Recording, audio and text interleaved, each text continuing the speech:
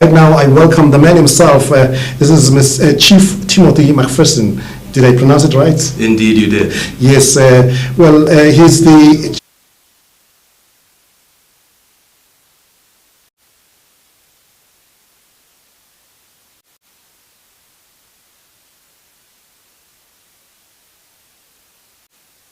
Eco-6. Well, in a nutshell, Eco-6 is the newest member, as it were, to the African family of economic communities. So, as you would appreciate, the continent itself is divided up into 5 regional blocks, each of which has its own economic community, as it were. And of course, to participate within the African Continental Free Trade Area and drive an economic agenda of Africans by Africans, with the participation of the diaspora, we have created the economic community of the 6th region, which was established in 2019. Okay. And then what brings you to the Kingdom of Eswatini? Because this is the smallest country, I believe, in Africa. Well, there's a lot of great reasons for coming to the Kingdom of Eswatini, but from a regional perspective, Eco-6 is, of course, establishing headquarters within each of the regional communities across continental Africa. And for the SADC region, we have been invited, or rather we've had the opportunity to have our headquarters for the SADC region hosted here within the Kingdom of Eswatini. So we will be establishing a regional headquarters for Eco-6 within the Kingdom of Eswatini. Well, what does this mean to Eswatini? Well, I would like to think that in terms of a new era of economic cooperation between continental Africa and the diaspora in general, and the SADC region and the diaspora in particular, it means that Eswatini going forward will become a lead player in building economic cooperation between the SADC region and the diaspora. So we begin to make our investments into the region. Our hub, financial hub, and our research and development hub will indeed be right here within the Kingdom of Eswatini. Oh, that's interesting. So, who invited you to the kingdom? Well, I would make it, I don't want to go into too much of the political dynamics surrounding the situation, but obviously we are having discussions and have been invited by the royal family, as it were, to participate here. So we're very pleased and grateful for that opportunity to be in this honorable kingdom. Well, that's interesting, very interesting actually. There's just so much happening in the kingdom. Well, now let's talk about the currency, the lumi. Tell us more about it. Well, the lumi is the regional currency for the economic community of the 6th region. Under our treaty, we anticipate that going forward, as we drive trade between Africa and the diaspora obviously has access to numerous international hard currencies, the US dollar, the euro, the British pound, etc. However, as we engage in formal trade relations with the continent, it's important and necessary that that trade happen with an African currency. And so as a diasporic community, we are very pleased and proud of our regional currency, the lumi. I see. Well, I've seen something here. The lumi is pegged to 4 grains of gold and underwritten by 100 kilowatt of hours of solar energy. What does that mean? Indeed. So most of the currencies on the international stage today are what we call fiat instruments, which is to say that after the USA stepped away from the gold standard in 1971, the international community followed suit and consequently started issuing what we call fiat currencies, or currencies that have no commodity backing its economic value. And of course, in creating a currency for our regional bloc, we found it necessary to go back to the fundamentals of monetary policy and stability. And so we've created a currency that is not a fiat instrument, but rather a commodity-backed instrument. And of course, that means that the lumi itself is underwritten by 100 kilowatt hours of solar energy in the first underwriting and pegged to 4 grains of gold in its secondary underwriting. So the commercial or market value value of Lumi is in direct correlation and pegged to the value of 4 grains of gold, or 0.2592 grams of gold. Just before I get into the most interesting part, that is the stimulus package, now let's talk about the city. I believe that there's going to be a city that's going to be built in the country. Tell me more about that. Well, one of the things that's very important for us, especially within this particular kingdom, is having, of course, a diaspora city by which the diaspora is able to formally interact with our continental brothers and sisters. And so we look at the opportunity to establish a sustainable city within the kingdom, and that speaks to all the trappings of, on the one hand, the cultural richness that the kingdom of Eswatini has in terms of its architectural design, as well as its fashion, of course, and then taking all of that dynamic and packaging it in a sustainable city that speaks to this very traditional culture, but in a 21st century context. And of course, creating that venue where, as a hub for regional investment on one hand, and cultural exchange between the continent and the diaspora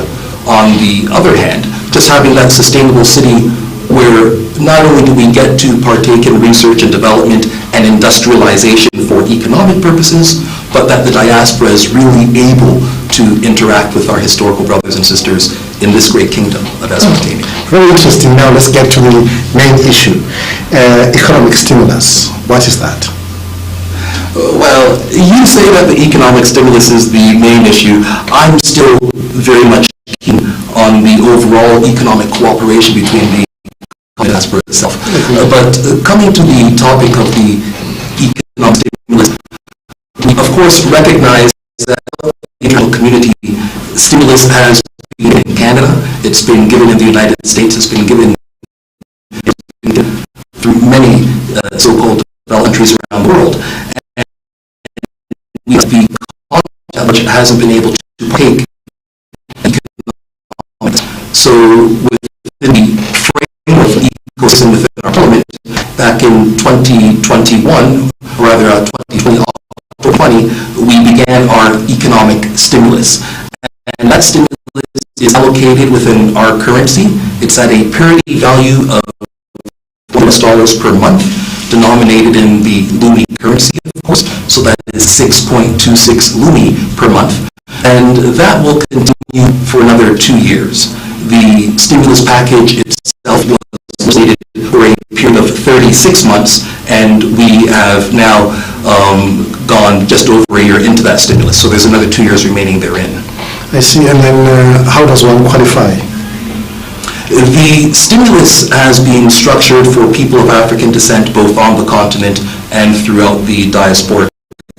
So we do not discriminate according to nation and creed, as it were, and consequently, especially in the spirit of the Continental Free Trade Area, it is without borders. So all African citizens at the age of 18 and over are qualified to partake in the stimulus. And as it pertains to Eswatini, we are very much aware of the dynamic that there are, of course, orphans who obviously don't have an adult to care for them within the residential space, and that they very much require economic assistance. So we've also negotiated and agreed that within Eswatini itself, the stimulus age to 13 years of age. So those orphans would be able to benefit from that economic stimulus. And how does one be considered for that? Yes, on our payments platform called SWIFT, it's a very simple process to establish a digital account on our payments platform, and it's on that platform stimulus is issued. Okay, now maybe we have to have a reason actually applying. Does it apply anyone? Or do you have to be asking about orphans and qualify myself? How do you qualify? Well, in terms of the as I indicated before, this in allocation of the list. So any African descent on the continent in the diaspora who needs economic assistance and wants to apply the stimulus is eligible. And then how about businesses? Indeed. So, for business, there is also an economic package throughout the community, and that package can be form of a line of credit enabled for micro and sizes. Okay. And I do believe that you've met quite a number of people in the kingdom, the central bank, the Ministry of Commerce, and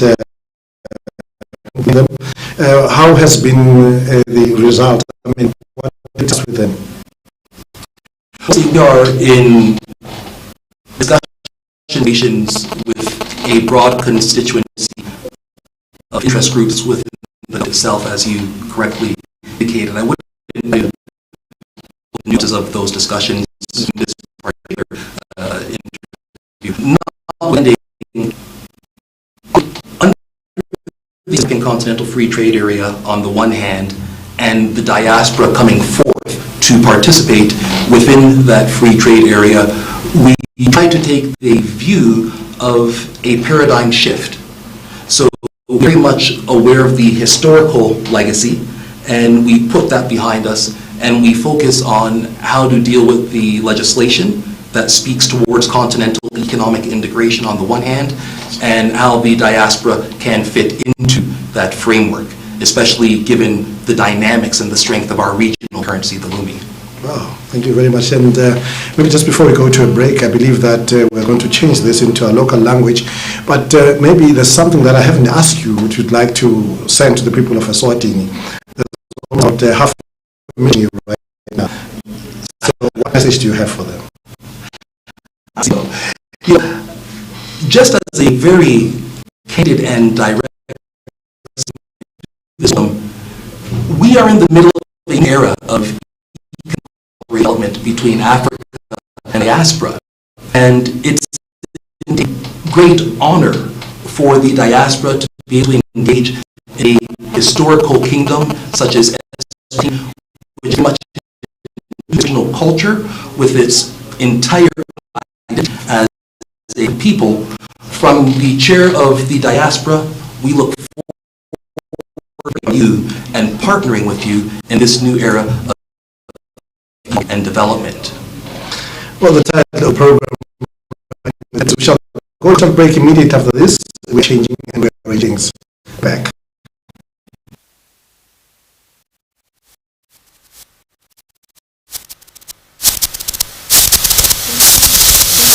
A half billion years, it is still less than halfway through its life.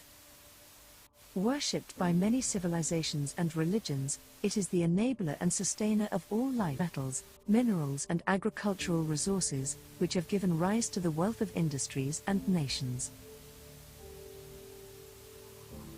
But this wealth has not been wholly to the benefit of the nations of Africa, as this excerpt, from a speech by Malance Bart Williams, from Sierra Leone, suggests. One thing that keeps me puzzled, despite having studied finance and economics at the world's best universities, the following question remains unanswered. Why is it our currency is worth 1 unit of your currency, where we are the ones with the actual gold reserves? With all its mineral wealth, plus the abundance of daily sunlight, Africa has the ability to become an economic powerhouse. And this starts with creating a unifying, global non-fiat currency, one with real intrinsic value.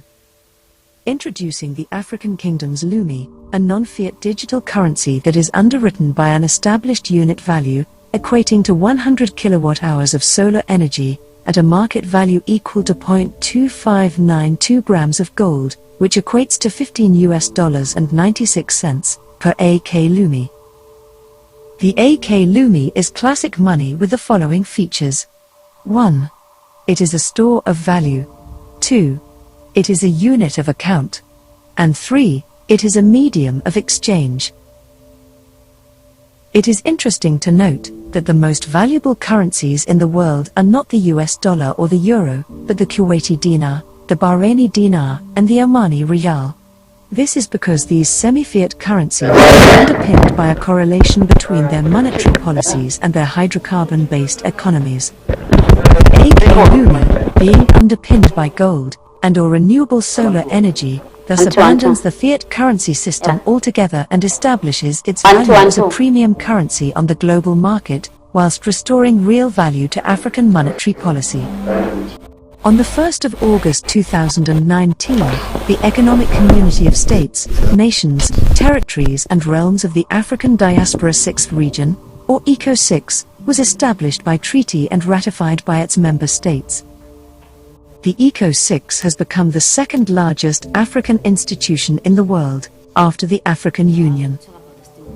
The establishment of the ECO6 enables the African diaspora community to actively participate in the economic transformation, trade integration, and emancipation of continental Africa at a global level. The introduction of the AK Lumi as a single global African currency will stimulate unprecedented economic growth and the elimination of debt. As of April 2021, the AK Lumi was being used in some 142 countries, and by the beginning of 2022, Again, because lately people and places well. Just as I said earlier that we were going to be changing into local language Swati. Nyaloke bangwane sesihlangana lapha na zathe Doris Masondo lobuya khona nebenkosi lethu lokubhalana khona lapha ku Eco 6 tsatsothi usasicela ukusebenzela. Ngibingelele kuwe Qhawe esembingane sivese Yemaswati. Sisawusichazele kahle ukuthi bawamba le stimulus package yini le saza khuluma lapha ngoba ngase Yemaswati amaningi afuna ukufa. Ngiyabonga Maswati lamahle ngathi nje umthwalo usebhokweni kwashe Yemaswati. Sinike lithuba siMaswati ekubeni sithole imali ngathi nje sitawuphuwa imali ngasho kanjalo and bafikela abantu abafika lelive babuka lesimo sethu semnotho bazama ukuba lo sikhiphe ngothinganani plus ayibuke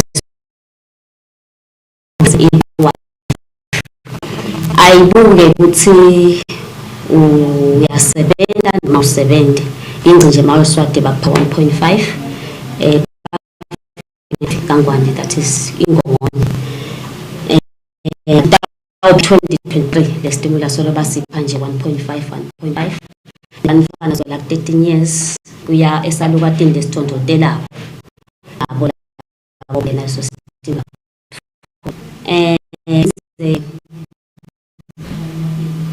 ngisho ukuthi okay kungena kule Mamba kusedele indlela esisebenza ibalance kuba ngilogugli bese soya installa le app epage la cingweni lakho bese soya semshini nje ukubuta longanani nami ke ngikhona bangithinze incingweni abantu register babone baleka nje baholi na kule nyanga lenda sikhathi sibaholi bantu banza lokho sisonke sivese Yemaswati singene lo munye utati buta kusima nje Google le Yemaswati la mahlwethi ikola abamfa bese bafunda ngema internet angithi so labamfa bese sicela sibasebenza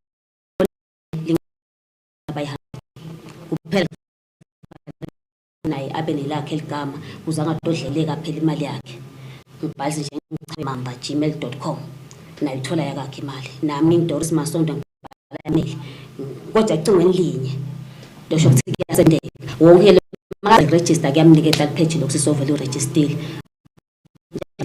level la kangwane iyangena leyo mali up until October 2023 ithatha ibiyaphi imali ngaka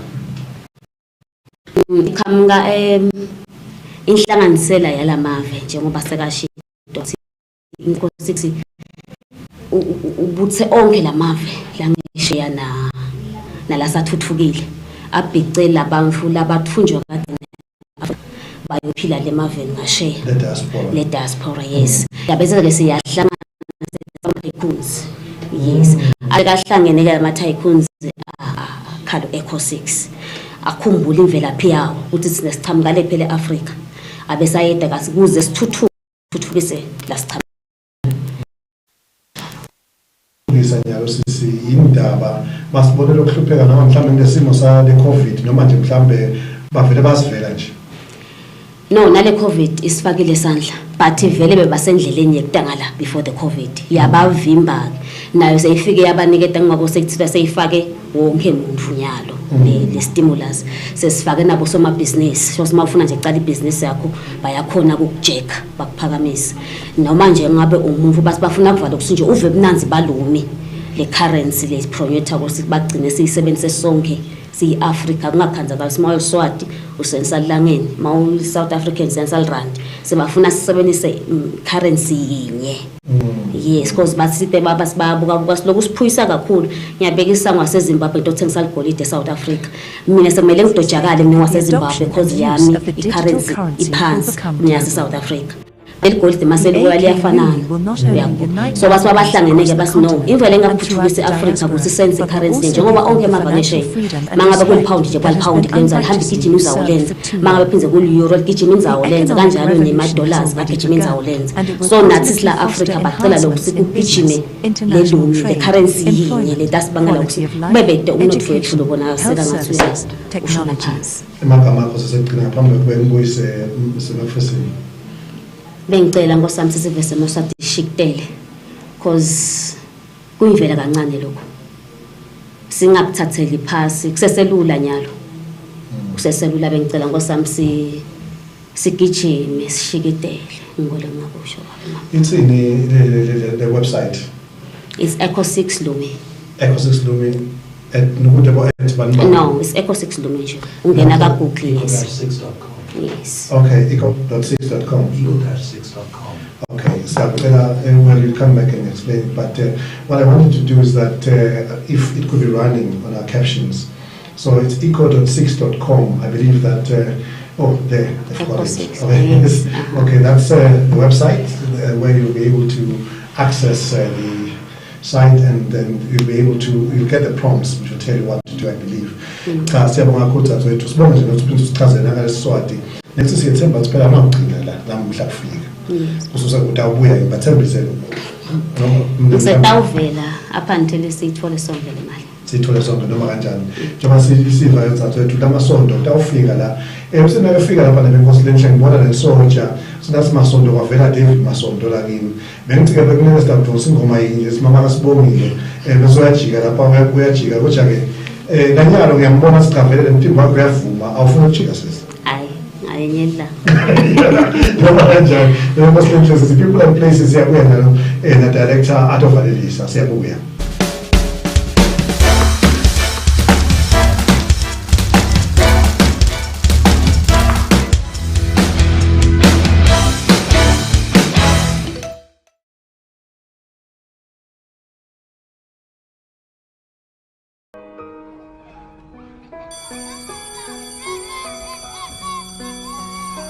Hey yo guys, come let's play.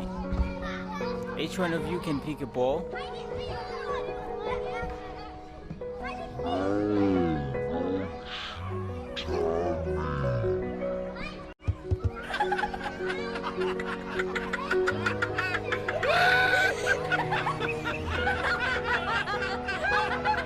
Take that, silly. Come on guys, let's go find another game to play. I'm not going to play with this ball this time it touched it.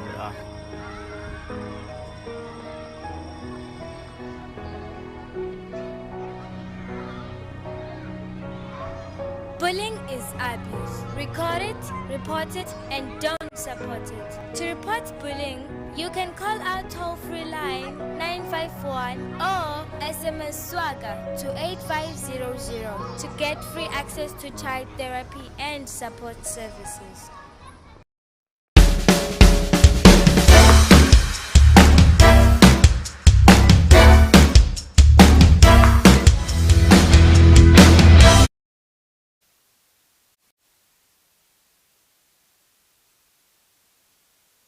About the Lumi and also about the stimulus.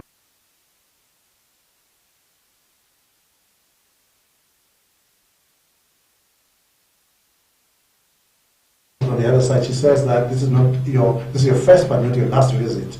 Please confirm as the man in charge. Absolutely. We are here for the long haul, and this is the first of many wonderful visits to come. I mean, at Channel S, to this channel, because people would like to hear from you many more times. This channel has been a delightful interview with you, and of course, we would be more than glad to come again and address the good people of Eswatini Yes, on and people now, and places. yes, please just tell us more about the website where we can access to actually learn more about Eco6. Indeed, for those people who are wanting to learn more about Eco6 in general, they could visit our homepage at www.eco-6.com, where you'll get a comprehensive overview of the background legacy to Eco6 in terms of our structure and framework in relation to the Abuja Treaty of 1991, and of course, the mandate that we have going forward as a regional economic community representing the diaspora. That's all available on the webpage, and they can also gain access to our stimulus package directly on the webpage as well. If they simply follow the links, it's all there. You've been in the kingdom for how long now? Just over 2 weeks. 2 weeks. I believe you came right on time for the Nkola ceremony. Did you see it? You know, I very much regret to say that I was not able to participate in all those celebrations. To see what was happening, what you missed within the kingdom of Eswatini, especially our culture. But there's more ceremonies coming. Yes. There's the Umhlanga ceremony, and then there's also which other ceremonies? There's quite a number of them that are coming in the year. But now with the Umhlanga ceremony, it's young girls, young maidens. So you'll be able to see them, and maybe if you may want to choose as well. You're an African. I mean, why not? Well, you know, I'm so glad that you said I'm an African, because in the diaspora, Yes. I was born and raised in Canada. Okay. And, you know, people always say, well, what are you? And I say, well, I'm African. You know, Yes. historically, I'm African. And Yes. so I'm glad you said it. And we tend to and want to embrace all things that belong to our ancestral identity. Yes. So in other words, you're confirming that you do as we do. When you get to Rome, what do you do? No, not as the Romans do. I'm not a Roman. I won't go that far. In Rome, I'll do as Africans still do. I see. Okay, thank you very much indeed. I believe I wanted them to run some of the Nkola footage for us here, but it looks like they're having difficulty in getting it. But I hope and believe that we'll be meeting with you in one of the ceremonies, and I'll be very happy to conduct another interview with you when you are there, because when you get there, maybe you might change your mind and just do what the Romans do. Yes, so that is a picture of His Majesty, King Yemaswati III, when he was addressing the dispersal of the Mabuto. So this was the first speech of His Majesty, and that is when he actually highlighted and told the Mabuto what has been going on the previous year, and actually telling them what to do in the next year in terms of participating in a number of activities, and also he was very much appreciative of their participation. What happens in the kingdom is that they always go for the weeding of the king's fields. It's voluntary. And look at them, they are in their numbers there. So they dance with His Majesty, and he addresses them, and maybe just a little bit of a visual material, but I wanted them to actually show you the dancing, you know, because that's the most interesting part, when they dance, to show how happy they are. And I believe those visuals will be quite handy for you, especially the diaspora. That will be able to see. And then in this ceremony, you don't have to watch, you just have to participate. Dance. So you actually have to do as the Romans do. Okay. Yes. So that was just a glimpse of what is happening around here. But I do believe that you will come again here, and we do appreciate your coming. Obviously, I only made the appointment today. Let's just get some sound out of that. Now, he's participating in dancing. Let's get some sound.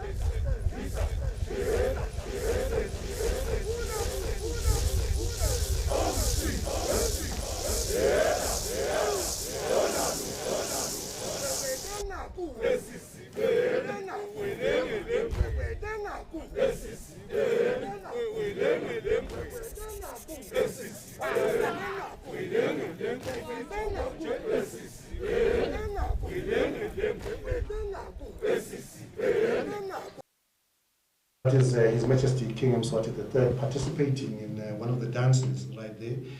That's why I'm expecting to see you in the not so distant future participating as well. Indeed. In our attire, and channels will be following me. Indeed, I look very forward to that opportunity. As you see from the cultural tradition that's being displayed, we have here a great king and a great people of the sun, as it were. So this is a very exciting place to be in, a great cultural tradition. Yes, thank you very much for joining us, and the program still continues, and then you can say your bye-byes to the viewers. Well, thank you ever so kindly.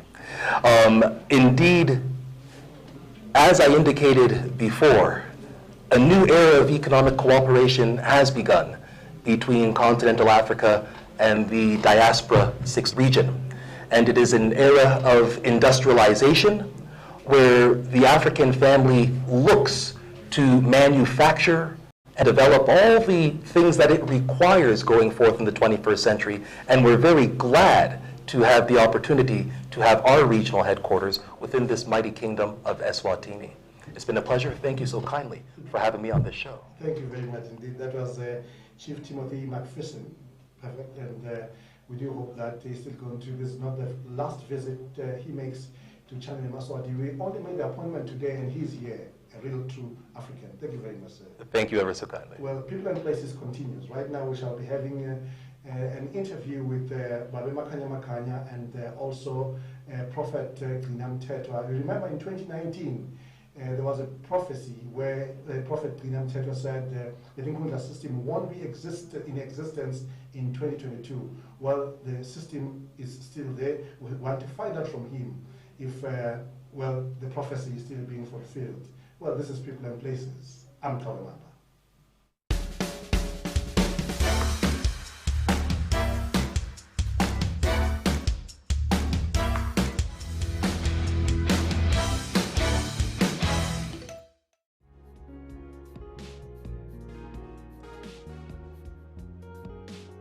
Simphathi. Ngesukuphathamisa usebenza mngani. Ngicela kumane ngihambe ngiyosuka. Ngiyajabula Khumalo. Inkampani yasebenza kuletha bethempilo batofundzisa. Siyatinakekela tisebenza. Kusoka kumqoka ngoba kuniphisa amathuba ekuthola iHIV kanye nekuhlandeka nje kubalula. Ngithathe lesinqumo sesingiyawusoka mphathi ukuze ngitivukele kumdlavuza wendalo. Ngiphinde ngivikele kumkami kumdlavuza wemlomo wesibeletho. Ngicela kuyawusoka kusasa. Ngeke kwalunga kusasa Khumalo. Hamba ngalesihlanu njengoba ubona umsebenzi umningi kangaka. Ngiyabonga mphathi. Shothi ngalesihlanu ngiyavele ngivukele ngiconze khona esibhedlela. Ngeke ngidinga la emsebenzini. Conza esibhedlela Khumalo. Ukhuthathe nalabanye phela abalingani bakho ukuthi nabo bahambe bayosoka. Inkampani itanisekela. Lo mlayeto ulethelwa litiko letempilo. Kuva kabandi, shayela 2030. Ngacishe ngatibambelela kucala kunathe ama-ARVs. Ngesaba imvuka lesoloko kukhulunywa ngayo. Sekuphela umnyaka ngawacala. Solo siphethene kahle. Ngikhumbula kahle ukuthi angimelanga ukuthi ngize ngigule. Noku nomhla solo ngingumcemane. Ngiyatichenya ngalesinqumo. Ngitawuqhubeka ngwanathi ngikwethembeka. Solo ngime kuso sinqumo sami. Ngigrand, ngisukumele impilo yami. Kuva kabandi shayela 1212.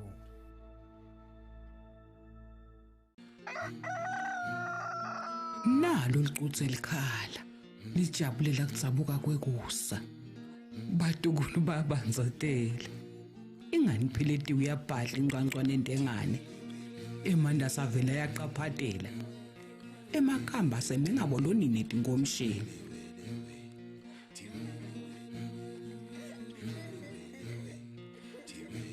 Shukela. No sekusele manje ngishukela. Shukela waseSwatini lonothile. Luengete amandla uqala la. Love sugar. Ngiyakuthanda shukela.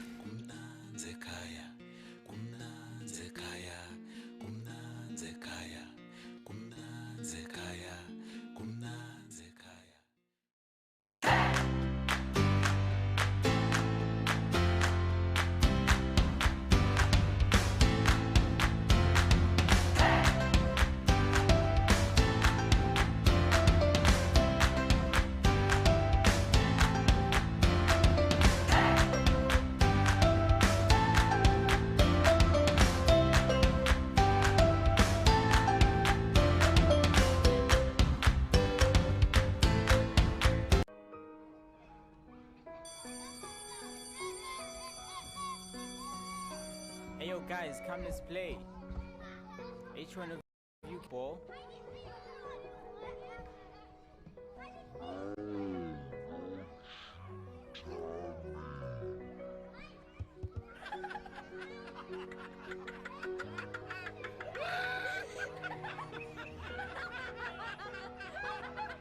Take that, silly. Come on guys, let's go find another game to play. I'm not going to play with this ball because Tammy touched it.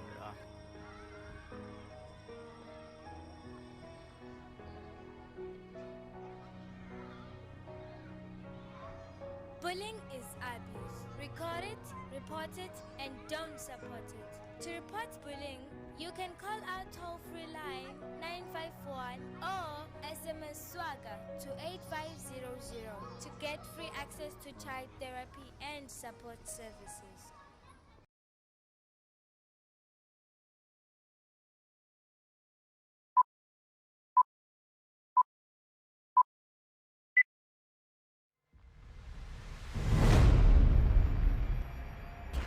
Sanethulela lenkonzo Yemaswati lamahle siyethemba ukuthi njengoba kuhlatshelwa ngekhathi nani senivele ke nime ngetinyawo kwenta siqiniseko sokuthi niyalungela kuba ingcenye yale nkonzo asesiyibone inkonzo ichubeka sive emavi lachamuka ngeduku.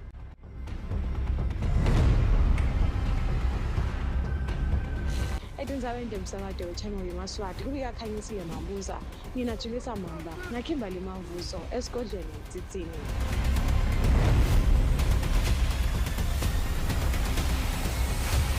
Please stay tuned right here on the channel Yemaswati as we bring you the live stream of the United Nations 75 years celebration.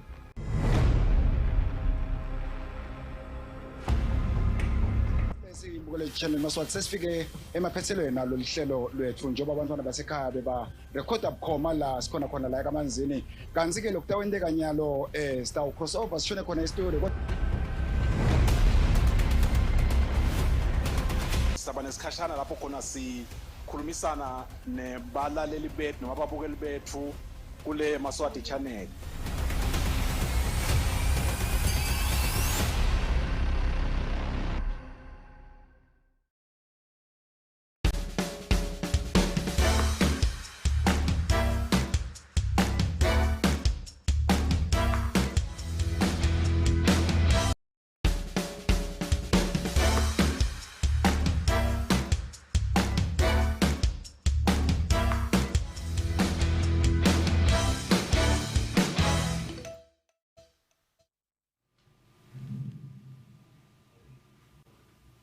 Sinembukele ngebenkosi lenhle lapho sikhona people and places.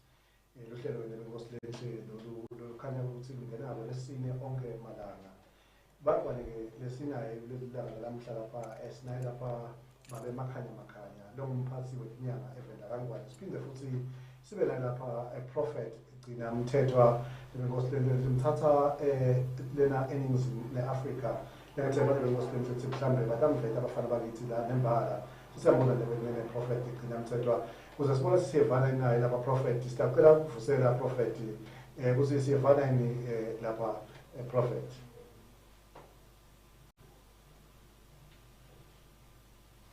Abangwane sisalungisa nje ke sicela sikuvusele bamakhaya.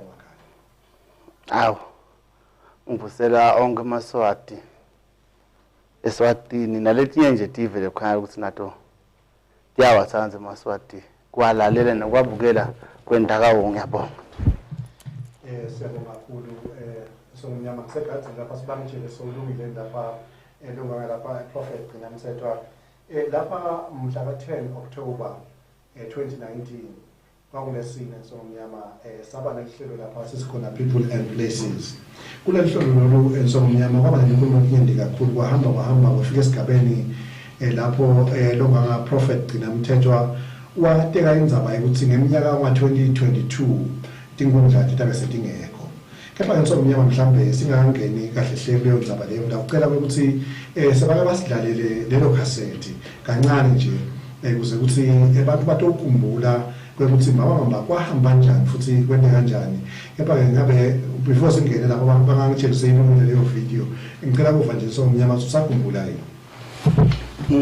Sakhumbula ngiko njena bengicelile ukuthi ke uyathi manga idlala le video yona nje badlalele abantu ngoba labanye bangabukeli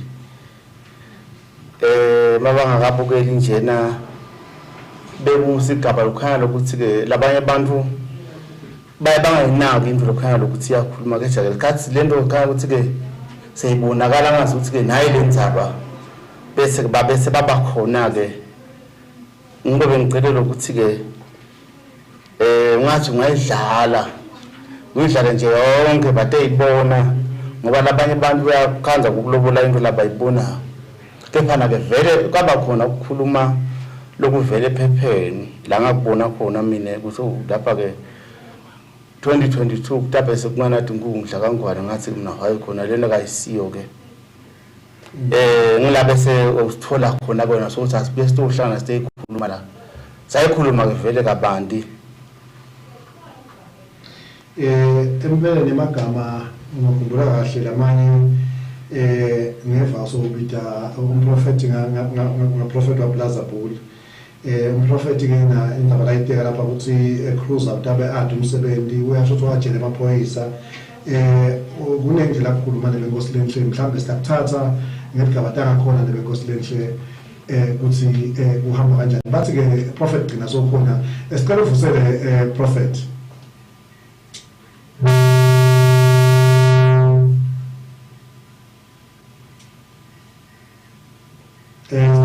uvusele makhaya prophet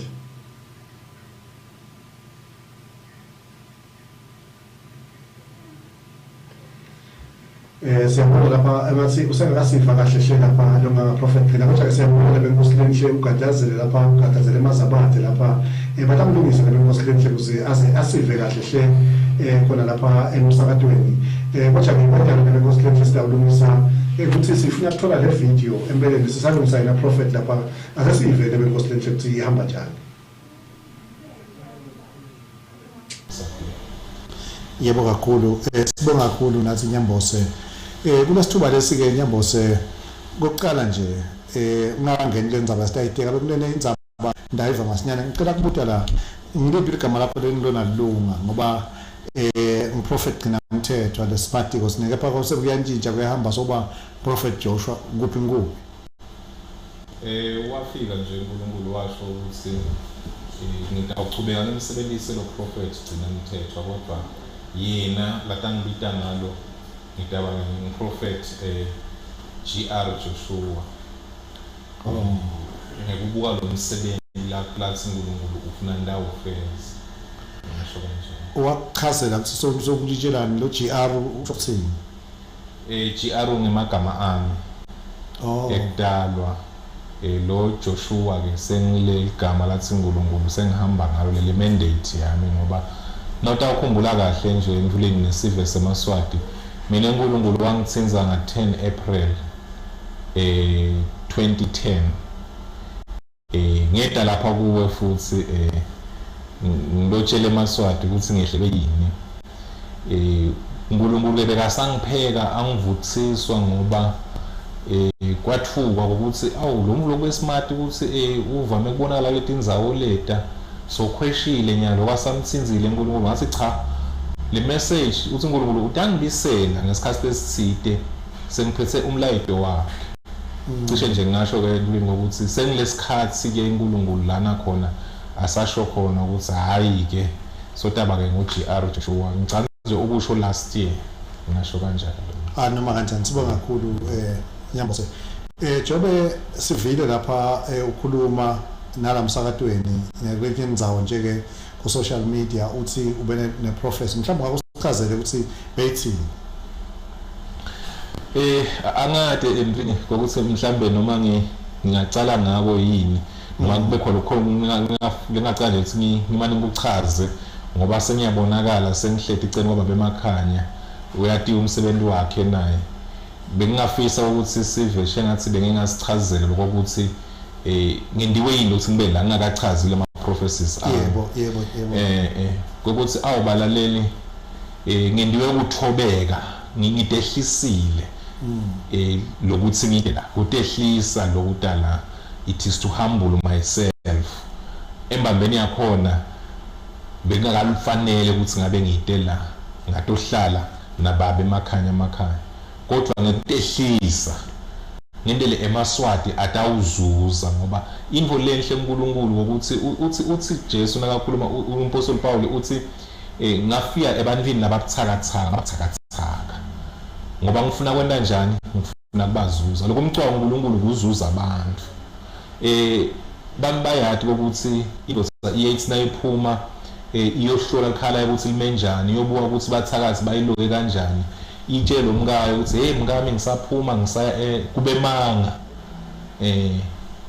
kodwa iyofuna liqiniso ebantwini bemanga ngithi nemaswati ke nakade ukuthi ngihleli nebantu lekuthiwa ngiswati bemanga nginaba ke boba bemakhanya lengihleli nabo ukutehlisa ukuthi ngathi ukuthi ngiphethe iqiniso the word letakuyisa ekhweni okuphakade bese ngiyadehlisa nje ngitehlisa Nguyeke bengosilenshe lapha prophet nginamthethwa nasikhuluma naye October 10 2019 kukhona ke bengosilenshe uyachubeka prophet lapha uthi cruiser ngamphalala lo mnduna bengosilenshe umhlonishwa induna yethu enkundla utabe esekade umsebenzi ngiyo indzaba le bengosilenshe la isho la washo ukuthi Mamba vele utabade inkundla sesimuvele ukuthi wathini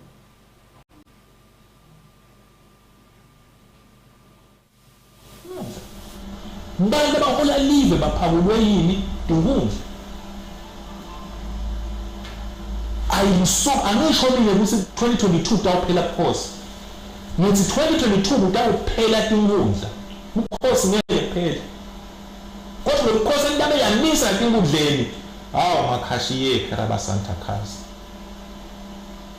ganekile ayikhweshi noma lapha ukuthi qala kushito uNkulunkulu ngeke kujike ngokhulumile ama prophecies endeka sengahlala enyembeki ngani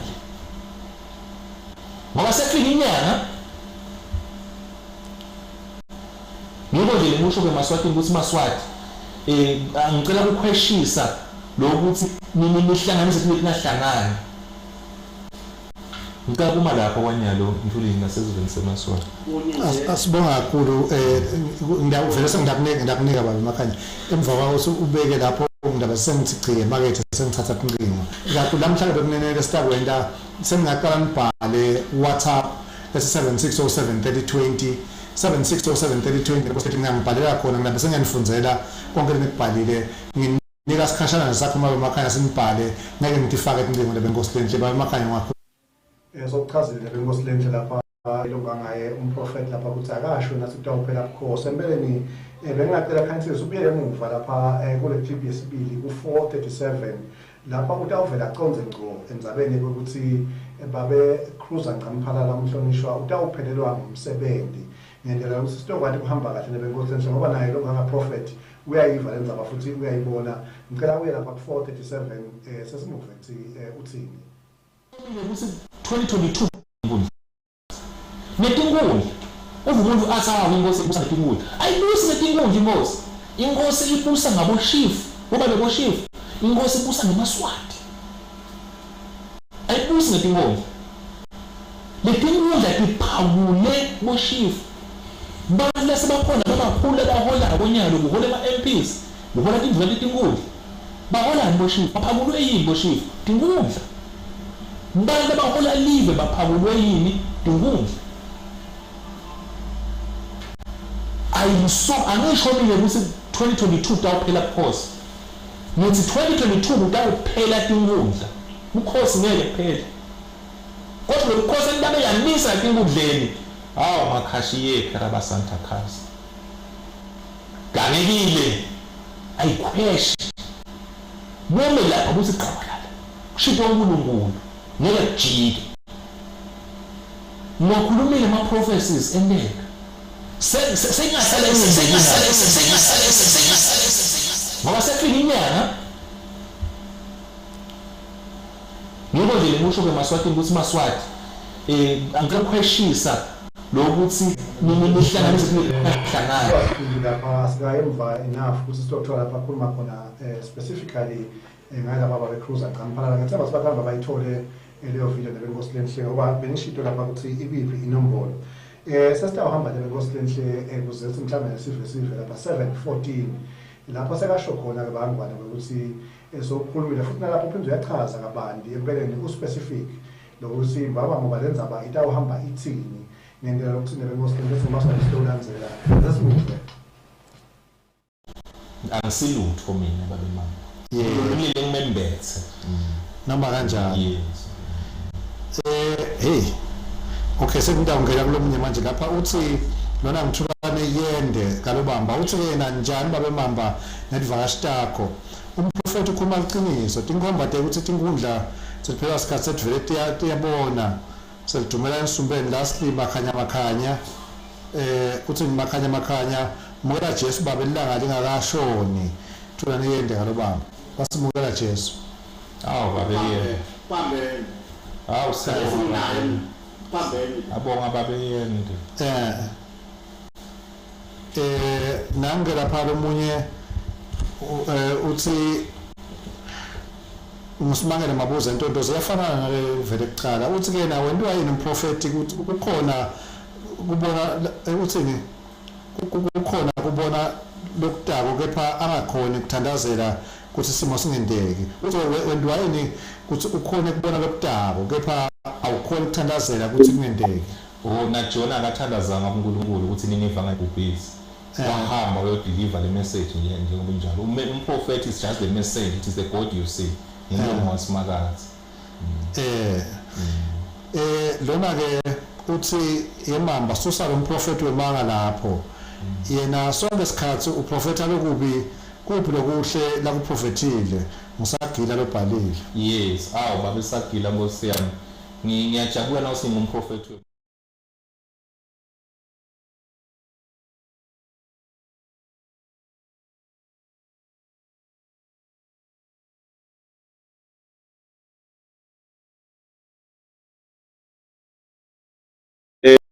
Sabingelela isiveni seMaswati siyami. Mana ngathi lokuthi ngabe ngiyakala because noma ngiyevakala ngoba angasho ukuthi angingeni. Kodwa nje uma ngabe ngivakala seMaswati ngidawucela ukuthanza ukuthi ngibonge lelithuba ukuthi ngivele ngomsakazo waka-channel Yemaswati. Ngisho nokusho ukuthi mangala ukuthi sesingena etincingweni ukuthi sive sawushaya incingo ngingakakhulumi mina ukuthi ingabe lesiprofeti isishoko sigcwalisekile noma asikagcwaliseki.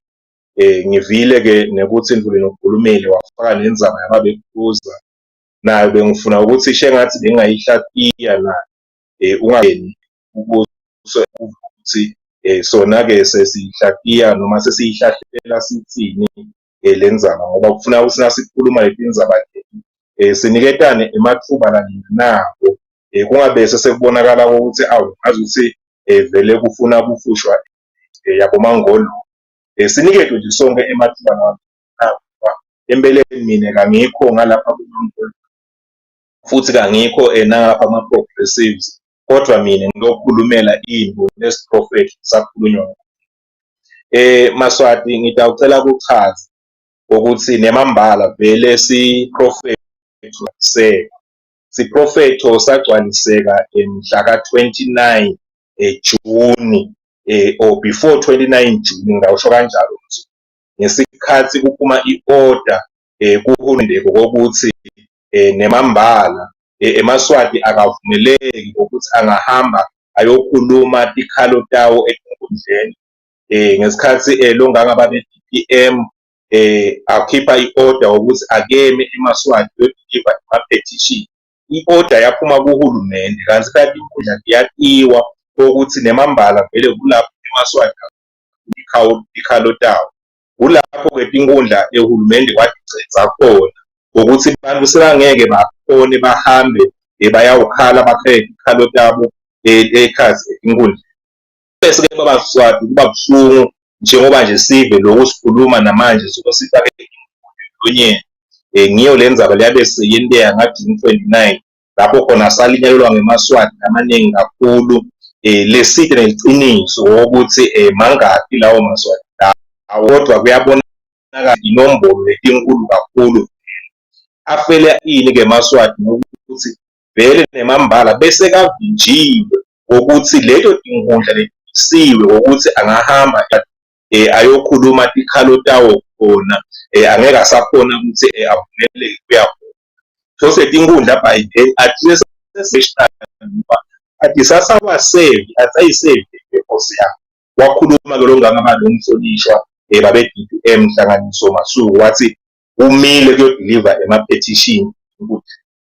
Maswati nangithi siprofetho siyadinga ukuthi kuze kusilalele ujule Maswati ngoba siprofetho nje asibo sebantu abadlangisi kodwa sibantu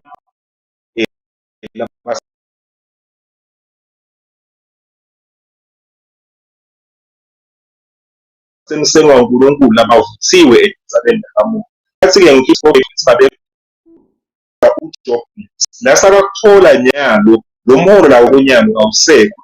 Awuchaza-ke ukuthi ejob umuntu nangabe Maswati ngoba ekhaya la akazashwena akasuki emobeni akasuki emadeni usuka ekhaya la lelikhaya-ke la babephuza lapho asuke khona ahambe aye emphakathini sikhuluma namuhla show base babephuza ngalena enza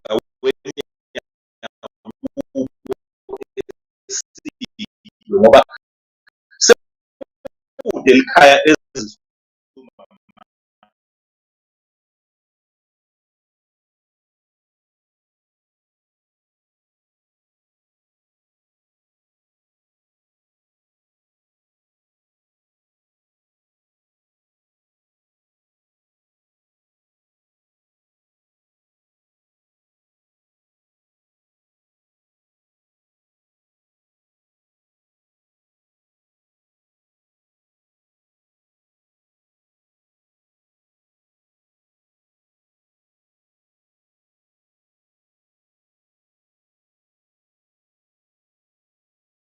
lonke into yakhe leletisekelwe inkundla. Umuntu wakhe lahlala kuwo kwasha umphakathi wabuya kwasha inkundla.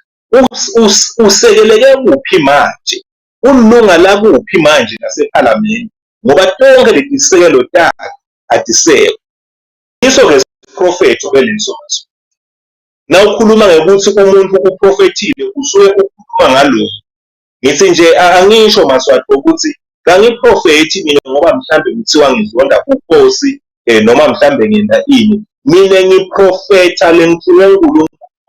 Lengakusho nje Maswati ngiphe ukufana lithuba ngikhombise eMaswati ukuthi hayi ukuthi mina bengiprofetha ngoba bekuthiwa mhlambe noma ngiyanya kuNkosi. Ngalelinye ilanga mina ngangavuka ngahamba nasezweni seMaswati ngahamba ngaye headquarters ngithi ngiya ku-Netcom National Furniture by the time bebeka-8 kwabe-65 ngabe savela sayamthayela ngafike ngaya kwabeThintibala ngathi bethi ngiyeva ukuthi lo ngangelive uyahamba uya emhlanganweni enami.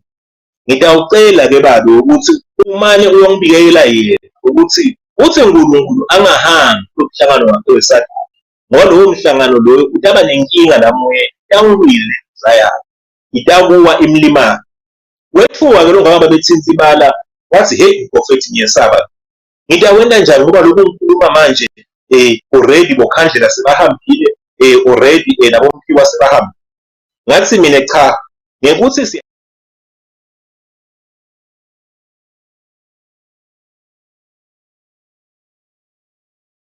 context of the issue yalamuhla sikhulumako uyangiva yini na lapho prophet ngicabanga nimfake lombona ngalapha sisevana naye uyangiva yini prophet ngibuta sivana kahle nawe lapho prophet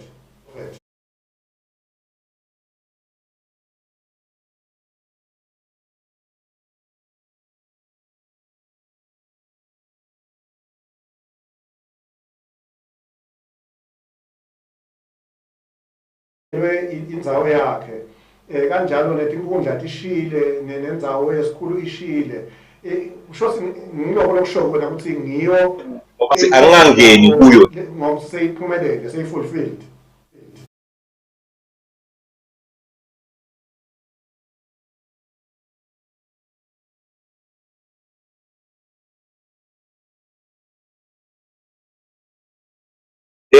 yebo Ndvulini uteka yona siyazi umuntu usuke ekhaya emphakathini lenkundla lendle yakhe lo mphakathi kuwo lenkundla lekufuna ukuthi abashaya eParliament nileso siphoko elokufuna yini kule inkundla kungendenye ivuna esobona khona ukuthi walete nakwacha mhlambe imphakathi yabo labanye kwanze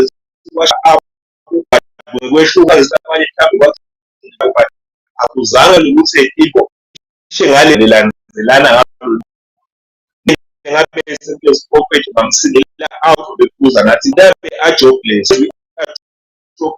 akana aya akana ngunda akana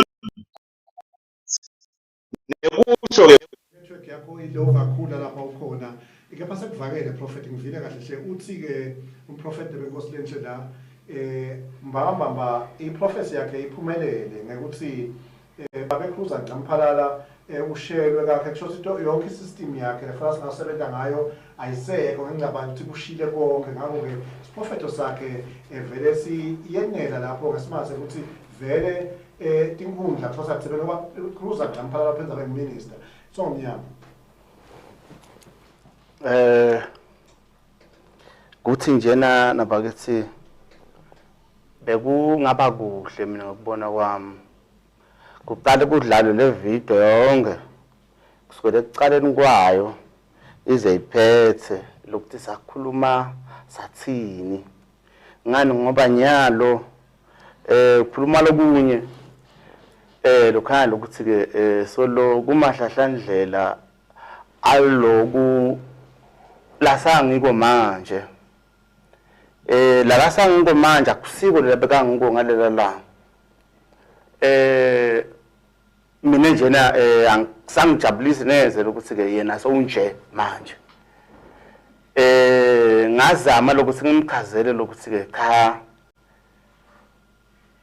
emhlabeni nangabe siphila ngawo umthetho nangabe uNkulunkulu lo mthume lokho wabathuma nabo Daniela wabathuma nabo Abednego nabo Shadrach lokho beka kuthuma emakhosini ubalekeleni manje uhambeleni ngani ngoba phela kabuye ayongena ejele akubuse emagedi avulekile akangena emgodini ethi ngonyama tingamuhle ngonyama akabasele umlilo ungamshisi umlilo usabani manje lokukhulu kakhulu njena ngiko nje ngidakusho isivendo semaswathi ukuthi ke vele ungazi ukuthi le video bengadlaleka bese ke siyayilandzela thina ngani ngoba asesisodwa ukuthi wathi ngaye lo 2019 nathi sathi ngaye lo 2019 kepha na ke besikhuluma umbono wethu nokuva kwethu naye bekaprofita nami ngiphengula kepha na ke bekungaba kuhle lokuthi ke yonke lento lena ike baqale bayibone abantu batabese bakulobona ukuthi ke lokuqiniso nginaku lokungazi loqiniso nginaku ngoba nabantu phela nabo banembono yabo ngendlela phansi babona ngayo 2022 manje kuza ngamphalela solu semsebenzini nethi njena live belinemoya kude ke lapho khona kuba bede khona umoya onke amava abanemoya nase South Africa nje bekunemoya akunatingudla eSouth Africa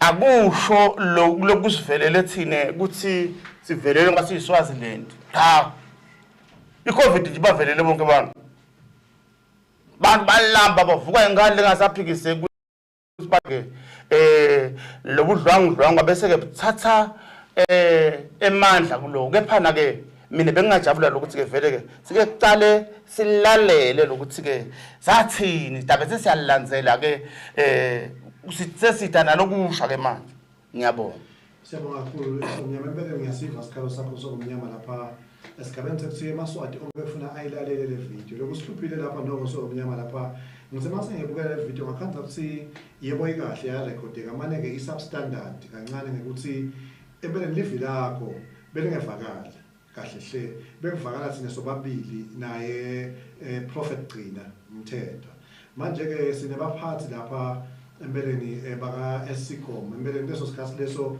basenkasikhathi kakhulu ngiyaloke sebasiqaphile impela ngoba nana ithatha ngidlale sonke lesikhathi kanti inenkinga yale sound kanje ngase ngithi khanza mhlambe sengentweni akuthiwa i-violation bengincenga nyalo njeke ukuthi mhlambe ngidawukhetha lapha nalapha manje ngenhlanhla lembana lesikhathi ngiyabona lapho kulo mshini lenkwendile nalesikhathi letenteka kona athi isito lethambisana ngoba empeleni bengifuna inombolo khona lengibhidile naso ngomnyama le nombolo ngula lapha asho khona saka yena ukuthi utabe ade umsebenzi ebabe kuzancamphalalela kodwa ke kude lokwalile nsomnyama ngoba uyasho nanyalo nangimuva mina yena prophet Gcina Mthetho uthi ecruiser ncamphalalela vele sokude umsebenzi ngoba tonke indlela lefana sisebenzise adisekho usho njalo mina bengingafisa nsomnyama sokumphendule kuloko ukuthi vele adisekho yini into akusebenzisa ngoba becruiser ncamphalalela kusho ukuthi ngayendlela ukuthi lokho kusho ukuthi kude tinkundla cha bepunene tinkundla tiphethwe ngi-PS tinkundla futhi tiphethwe ngu-DPM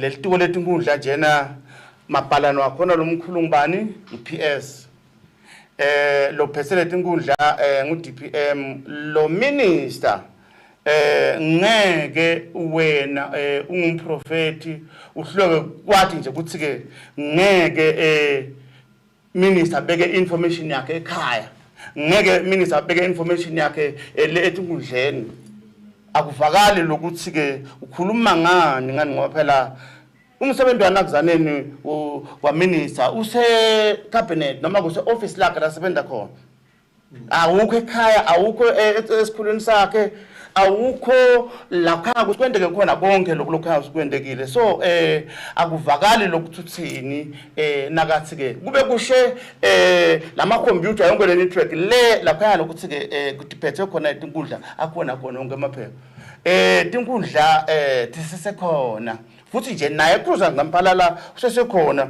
ngiyabona nje usanza khola kule nyanga lena futhi ngiyathemba futhi ukuthi utawuhola la kule nyanga le ngiyabonga kakhulu Somnyama ngiyacela kuva ukuthi uyiphendule ithini ke leyo mfundisi prophet uyaphikisa lapha Somnyama uthi akukho konke ekhaya usemahhovisi uholile ngaba becruiser ngamphalala uthini wena lapho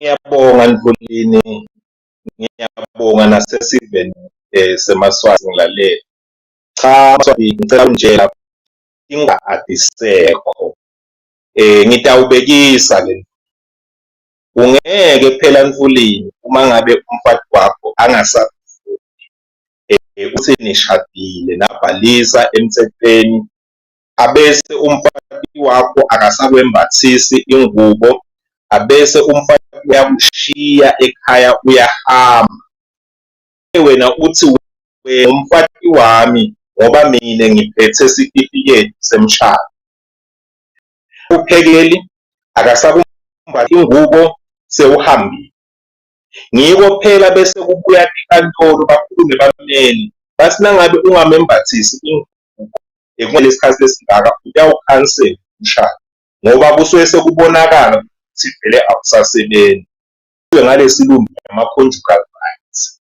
Le kusho nyalo ukuthi sesingamane kuthiwe abantu bayathatha la uma ngabe uhulumende akhiphe i-order ukuthi abantu abayokhipha ikhalo labo kusho ukuthi leto tinkundla leto azisasebenzi emlandweni wabangwane akuzange sekwenteke futhi na ukhumbula kahle nangikhuluma ngelo dolo lengangikhuluma kulo kwakude nalomncane umsini tonke timo tatamandika ngikhumbula nje kwakuleyo njalo bathi isagila hayi la lishayile lithi hawu tonke timo titabe kahle tonke ukudla tabe hamba kahle lokhu sikhuluma nyalo Mpulini sikhuluma ukuthi bekufike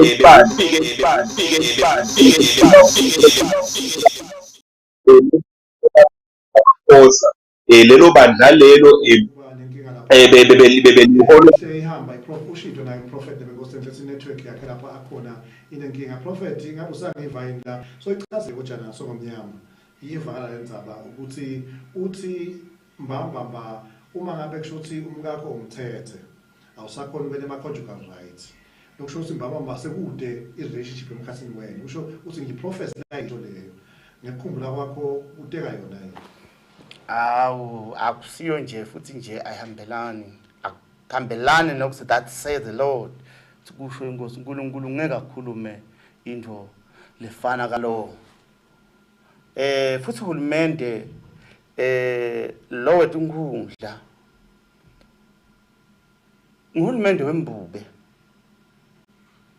awunike ndunankulu ukuthi awushayele nawo onke ema-minister lakhona la cabinet bese ke lama MP akusupporta lokuthi lo hulumende lona ayembili anga cross line so ke hulumende mbamba ungathi wena tinkundla letinkundla akushiwo lokuthi ke ngito letibusako letinkundla ngilapho bantu bahlanganela khona kudane nalama politician ukuthi ke nina ama politician ndasitshela nabo lokhaya ukuthi ndasendela kona nathi sitanitshelela lapha lokukhala ukuthi siyakufuna leli gama lethi inkundla liphelela lena lapho labantu kudutane khona ukuthi bangahlanganela khona liphelela lapho leli gama njengoba njena inkosi bakha lomshina wekubusa ngabo chief network le kuthi esikhulule esijela kunabangezijela kubani nangabe ufuna ukuthi utakuthola kubani ma aerial bonke labo chief kepha ke labo chief bahlangana lapha enkundleni ledutane nabo labatha ukhona khona kuya khona nalaba labatha ukukhuluma ukuthi batawendela abantu bayohlangana lenkundla ke kepha nalokubusa the system kubusa inkosi isebendelwe nguNdunankulu isebendelwe ecabinet icabinet yo lokukhana ukuthi khona ma minister ngeke bese kukhuthuka iministry bese uthi wena sekwendekele cha ngeke sekukhuluma kakhulu nje noma ngangibani ubona lokuthi ke solo sinato tinkundla noma nje kukhona umoya ngani ngoba ke umoya ukhona South Africa nje umoya ukhona nalapha khona eMozambique nje sekufike khona emaphoyisani lata ugcina ukuthula ukuthi ke sadakulethe abantu abatawugcina ukuthola le capital isukile so ke kukhona yonke indzawo umoya ngeke bese sithi ke lapho ke tinkundla kathasebenzi ngaloko cha tinkundla tikhona ngine ngebuka kwami nalomnyaka kubele ngendlela yakhe songomnyama kafishane nje uthini uthi prophecy ya prophet gcina ayisiyo noma ingeke ayisiyo qalile nje ukukhuluma ngakhe bekavela kuqale solisaqhubeka futhi prophet uthi baba emakhaya iprofesi yakho ayisilo iqiniso uthini wena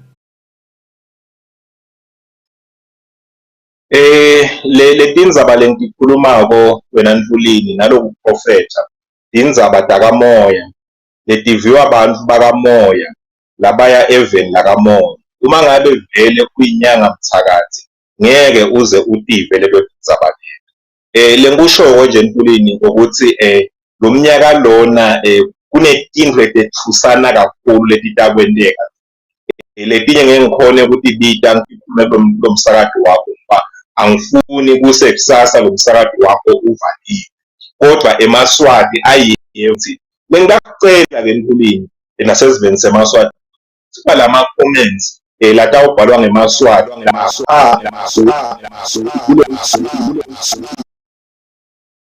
kulapho la utawubona ukuthi nemamba eMaswati ayabona ukuthi lesiprofethi sigcwalisekile noma lesiprofethi asingagcwaliseki.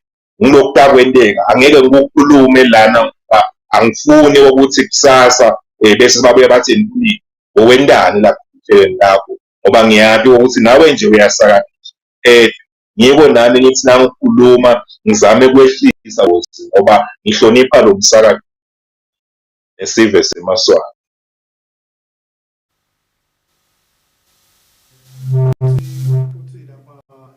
Babe unyanga mthakathi. Cha kokuqala nje bonke abaprofiti bemanga bafuna bathi ukuthi la kuleli vele phethwe ngemthetho lo mthetho lokhona wokuprofita nokuphengula ubitha igama kuthiwa i-Witchcraft Act. The Witchcraft Act iyababopha nje laba bogcina ukuthi ke baprofita ngani ngoba lo profita kwako kuthi permit basuka nje baprofite lo mthetho nje uyabafuna lokuthi ke umuntu nawubite ngokuthi ngumthakathi kudala kuleli Witchcraft Act. Manje labantu labayekela kufunza umthetho bende kwabo bona futhi bakhulume emanga ukuthi bathunywe uNkulunkulu.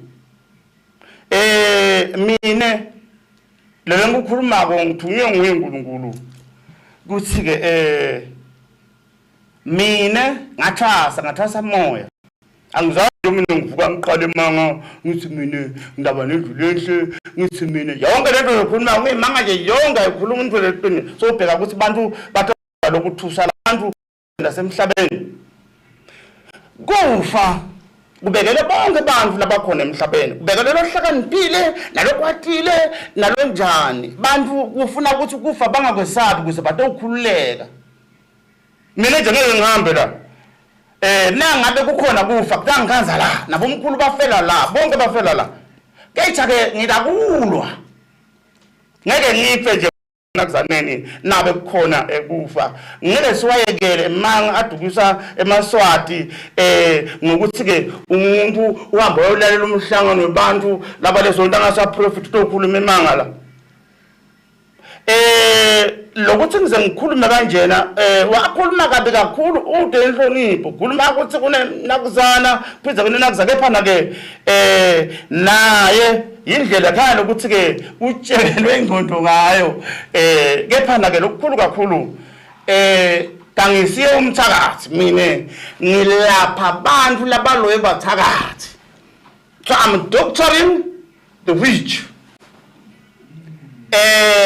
Witch doctor, the mountain climber. Maybe siyajika seyiba climber noma bese by mountain. Ngeke umsebenzi wami nje kuna witchcraft. The witchcraft mthakathi loyo went the evil way. Mina I'm doing the healing side. So nawuthi ngumthakathi njena nakopha phela ngiyakuxolela njena ngoba nesive ngathi asixolele ukuthi singabe bithoyi nabe kwendekile kwafika lesigaba lesi solo nakuza wathi wangathi khaba ngangikuhamba udaba ukhona nanawe naku solo ukhona ngiyabonga. Ngesemba uyeva lapho prophet inkulumo yakhe uthi angasiyo umthakathi uthi ke futhi wacela sibaxolele wena ngidzaba ukuthi wathi uma kwenteka kufika lo 2022 inkundla ethi sekhona afuna bakugcwabe ingabe uthini khona lapho. Cha Nkulini njengoba ngisho nje ukuthi iprofet abathi understand kodwa ke kukhona lokudaba mnanzi akabona utathi angakubona kulomnyaka wababe emakhaya naye ke sewuyahamba emhlabeni kulapho ke bese abona ukuthi nemambala nasekuthiwa nje yamse vele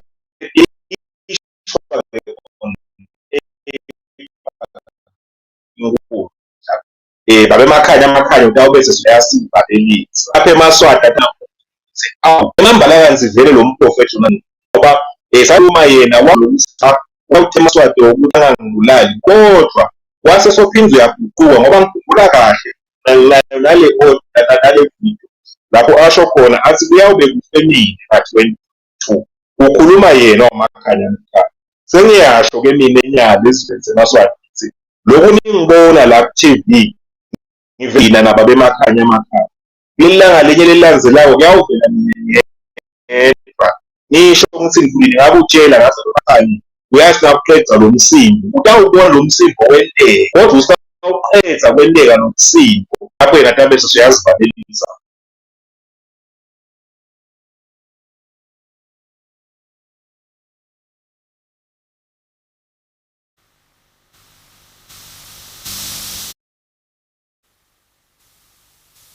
Makhanya utawufa.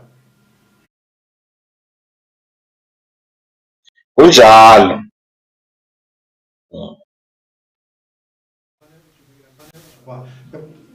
Ungathi uyavuma uthi umthomnyama sekuvakele ngabe ungathini la? Unemanga wabhala ephepheni nga-2019 wathi ngeke uphele lo mnyaka ngingakafi mina. Asho 2019 phela 2019 kwaphela 2020 kwaphela 21 2022 bekunene nani nibokwathi ukuthi kude umuntu lo ngeke afe. Futhi njena emagwala ayathanda ukuthi ke umuntu utakuva kude lo ngeke afe kude lo ngayevenda sekufeni. Mina nje lo ngibona njena ngisakufa ngoba ngiyathi ukuthi mangisuka la ngiyakuphi futhi ngilungisile lokho kepha na ke mina ngiyaphila ngimphefumulo nenyama futhi ngiyophila ngisho sengumphefumulo ngiyulo futhi sengumphefumulo futhi ngiyaba worse. So ke kude lo ngusabako ukuthi yena nomntawutawu keja ke mina ngeke ngizongibulala nguye ngeke azangibulala nalo uNkulunkulu wakhe ngeke angibulale nangabe nje lo uNkulunkulu wakhe umtshela se jambo tshela uNkulunkulu wakhe ukuthi uphathekile impethe sisho uNkulunkulu ngeke aze angibulale lokho lenkukhulumayo lo wakhe naye ngeke futhi nenyo ngilo ngisho uNkulunkulu wakhe yomnye ngaphela kanti ukholwa muphi uNkulunkulu yenyambo sewena? Yongo. Hawu ngifulelele emkhondako uNkulunkulu unguJehova kakhulu. Ngulo wadala izulu nemhlaba lo uNkulunkulu uNkulunkulu wa-Abraham wa-Isaka it is his sacred name. Ngulo uNkulunkulu le indvodana inJesu Kristu waseNazaretha. Ngulo uNkulunkulu loyo lengimkhondako.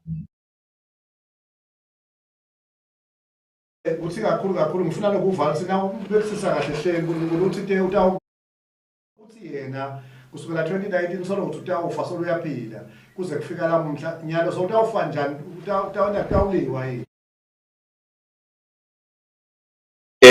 Liqiniso akalikhulumi babemakhaya angizange ngisathi utawufa ngoba sasikhuluma wona lo msakazi wakho bese sewuyathi wakhuluma la ngikhathi ngikhuluma namuhla ngoba bengifisela ukuthi abone le tinto tenteka athi angakibona le tinto tenteka bese sewuyahamba ngeke vele bengifisela ukuthi uNkulunkulu angakaboni emandla atifeza into ayifeza uNkulunkulu injongo yakho lo mnyaka lona ndlulini upregnant kuqala umehelo utawuhelwa utawuchitheka ingadi utawubeleka liswane ekugcineni leliswane lani leli tawusale lithatha over kuthiwa i-democracy. Uyathanda kawuthandi cha ungesabi nemaswati nje angesabi mina ngafa katheni ngaphinde ngavuka futhi ngavuka ngamoya so ke tizaba nje kufa bengisaba lokwa wonke umuntu lenesikwelede ebhange noma labanye abantu abanesikwelede ebhange noma labanye abakweleda banekufisa ukuthi hey nali ngawe lebhange leli khona nganayiphindze ngibhadale imali noma makangafa abantu ngimkweledako khona nganawuphinza difiso talabanye abantu labanenhlito ledimbi labangakhoni kwenta njani kuphinza babuye babhadale amacala abo anjalo nje bonke labanye abantu labanye abasiwe labanye kephana ke banjalo naye tifiso letifana nje ngamashi nalokuthi Nkosi yami ngaphumula mhlazane sekufe emakhaya cha mine lesikhathi ngindlula la emhlabeni nganginawuva ngidawendlula labatha ngiphahla ngidawubuya la kube ngizokhuluma nawo ngembi noma ngani futhi nje mine athi kahle ukuthi mine ngiqeda uhlobo beta hlobo dithayi lesihlobo salabantu laba nakuzaneni lokhaya ukuthi ke ngifuna bakhe ngabacetha mina mase kungekho la Nembala sesishaya isikhathi ke wangwane ngicela sijubele indaba yethu kafishane Prophet Gcina sese emagama akho Gcina wena uthi I prophecy yakho I fulfilled vele tifile tinkundla tisa exist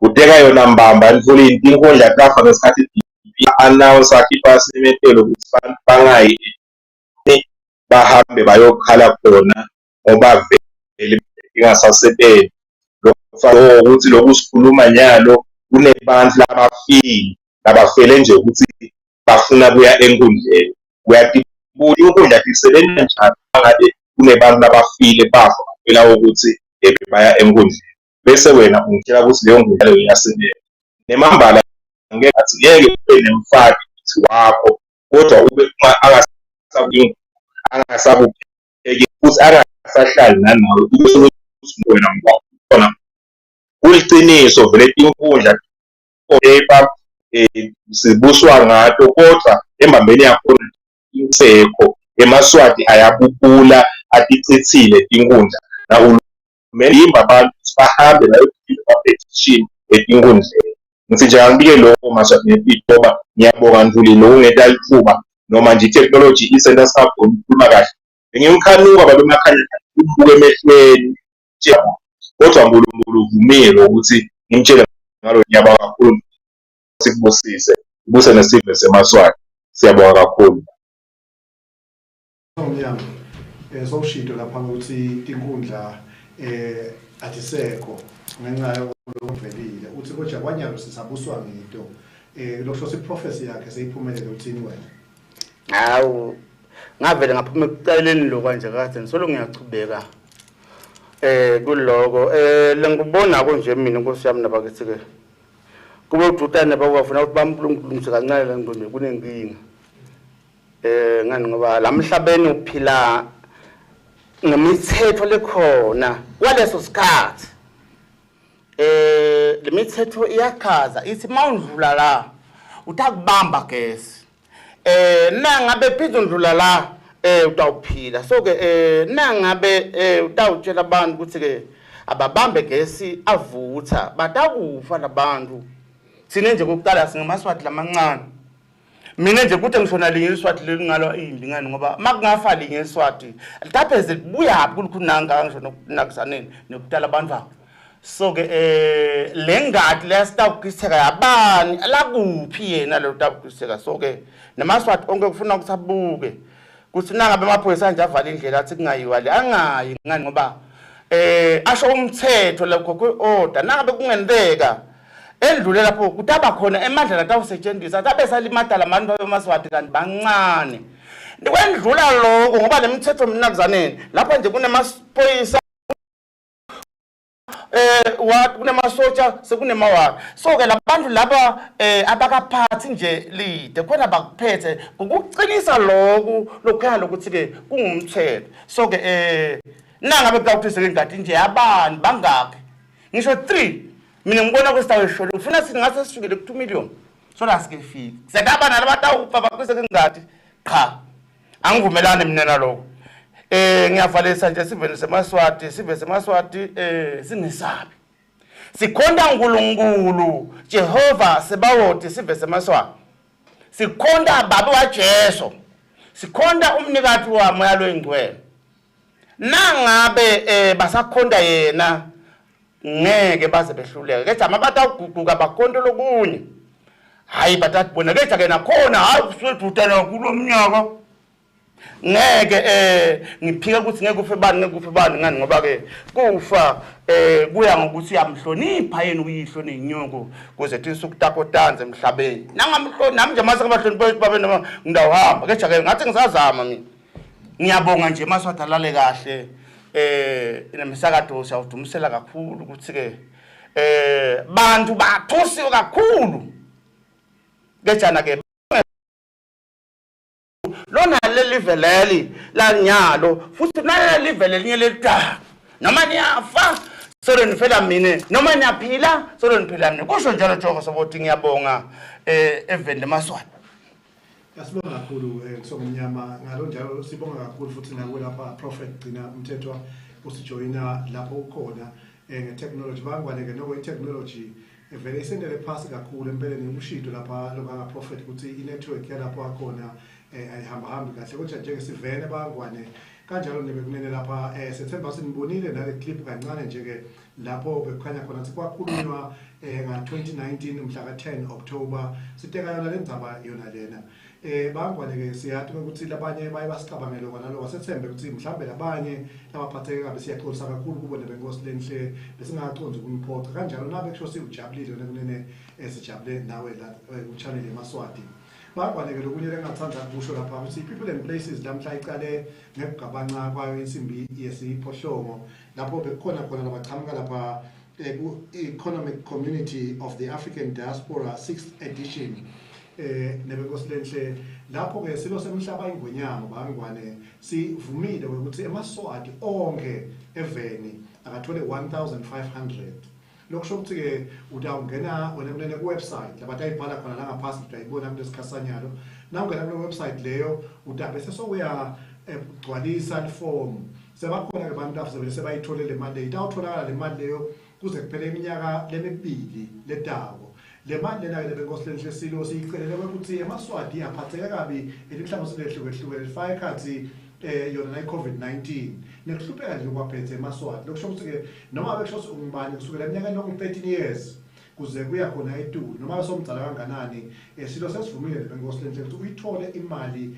lengaka 1500 emalangeni lokusho ukuthi benkosi lenhle lendzaba lekufanele ilandisise kabanzi nathi silabe sibacela bede khona la bate ukukhombisa nebenkosi lenhle nalabanye sithola kule mali kanjalo abasidabaletha khona lapha nebekunene lapha ukuthi batobona nebenkosi lenhle bathole yona imali eqhamuka kubo bukhosi bangibhalele benkosi lenhle ngekusitwa ngiyo inhlangano nebenkosi lenhle ye-diaspora lethi i-region 6 bangibhaleke lapha e-studio sibambisene nemajala amanye kakhulu empeleni nje-ke sizamile bangwane empeleni sicolise lapha ekucaleni ukuthi kube nenkinga yokuthi isound yethu ingalungalungi kahle kepha-ke sethemba sigcine seyihamba ikahle kakhulu siyabonga nalabo labe sebasibhalela bangwane kusitshela ngoba kude indlela yokuthi mina ngive la ukuthi isound inenkinga ngaphandle kokuthi nanibhala lapha kubo-Facebook nayo yonke indzawo bese sengiyabona but hayi kunenkinga asilungise khona laphana lapha ke nenkosi lenhle sinaye lapha agcibile waka Ntshangase bese siba najulisa waka Mamba uba khona lapha wezile wakakhanya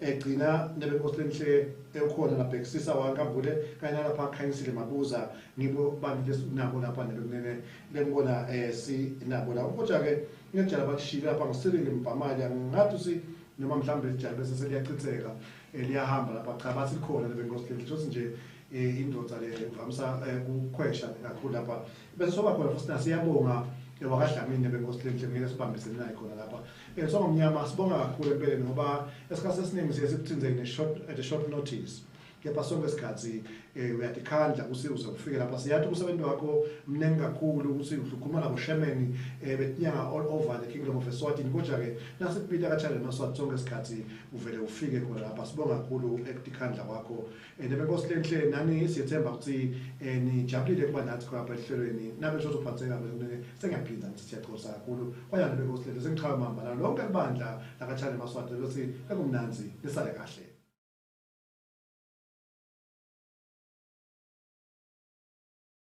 Ayethi wena wabhuza kwezindema sibekela mgungudu weimpondo ziphumule enjeni ngabe enkomeni izisabani wawulila ngaphesheya kendvulo khombe Yemaswati wawulila ngaphesheya kendvulo khombe abalondolozi siguduza kumnyama kuhlule sigidigidi sakamaphobane Mswati umiphiqile ngisho kwale sikhulule simnyama engani sibashisile abakwetele indase eblweni ngalo zithakala nqabani namale mahlelo esikhwahlande kamlumbi ngani usibonile leso sikhuni uthi sekathi jikijele kangwane sangamlandzele etinyaweni kwasha iningizimu Afrika yongana kwayikwethuka sigodlo kaZulu kwakhangele mankengane kwakhetha umthandayo kwayikwethuka eMandebele neMaqhosa Mswati usimanga ingani ulidvala libhlophe libusheleleti luna kalisote lanyathela mahalinyane Mswati ungiphikile ngisho kale ngoletsheni kababe kangwane kanhlokotha ingani ihlelela ugodlweni tayihleka tinyoni tayihleka netaka amabhela kalanga Mswati usimanga ngisho kale ngungu lemnyama lembese umthimba ingani kube embese mina mfokatha nabekiwe sane mambala ngithukumele Mswati ungiphikile ingani uthebe lapho sebakuqambele manga msakanzaba wemana ngemambala ngeliqiniso lebe mangalo nabokhokho bakho emandulo naleli live lakho Mswati liyadungutela bona bakangwane bakulayeza ingani live lakho Mswati selingenele mambukwaneni mahalinyane bathi kuphi emsakanzaba nalla kangwane lemunga kubalela kuthathwa ngisho esikoleni eNgilandi ingani ofuna lathi lizala abantu basemandulo anike khandlela salene mngizelela njengenkomisa uhlatshwa ingani seyingene imbubo esigodlweni ludzithini yase yambulala Cleopas ukuthi uthatha temnotho mambala Mswati ungiphikile unele kufika lapha kalobamba kwahoko mathi oshethe ngana izaba nemagquma ingani waseyingene imbubo yaseyingene ingwenyama ayothe wena phakathi wena unganga mathapha unganga luthe sebanganga wesilo sikhulu sebanganga wena ukune